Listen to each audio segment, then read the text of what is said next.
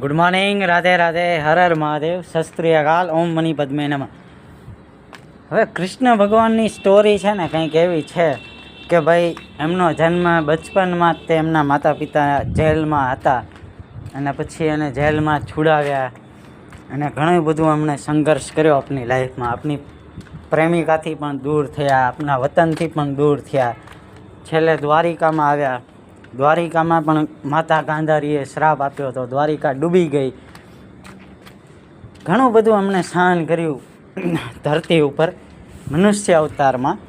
તો કહેવાનો મતલબ એમ છે કે માણસ છે એ થોડાક દુઃખમાં જ તે ગભરાઈ જાય છે અથવા પોતાનો ઉદ્દેશ્ય ભૂલી જાય છે. એવું ના કરવું જોઈએ.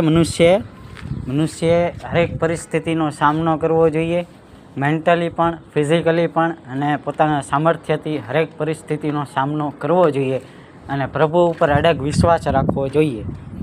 એકલું સંસારમાં આવ્યા છીએ તો સંસારિક કામ કરવામાં જ પોતાનું જીવન પસાર કરવું એ મારા નિયમ મુજબ તો ખોટું છે. પ્રભુ ભક્તિ પણ કરવી જોઈએ, દાન પુણ્ય પણ કરવું જોઈએ અને હંમેશા માતા પિતાની સેવા કરી આગળ વધવું જોઈએ. 3D લાઈફનો પણ અલગ સોલ પર્પઝ હોય અને 5D લાઈફનો પણ અલગ સોલ પર્પઝ હોય છે. માટે એ બંનેને ધ્યાનમાં રાખી આધ્યાત્મિક જીવન અને સાંસારિક જીવન વચ્ચે સંતુલન જાળવવું જોઈએ અને શુદ્ધ શાકાહારી ભોજન કરવું જોઈએ. પશુ પ્રાણી પક્ષી પ્રત્યે દયા ભાવના રાખવી જોઈએ અને હરેક ઇન્સાનમાં ભગવાનને જોવા જોઈએ. તો તમને ભગવાનની વિશેષ કૃપા પ્રાપ્ત થાય. રાધે રાધે, હર હર મહાદેવ.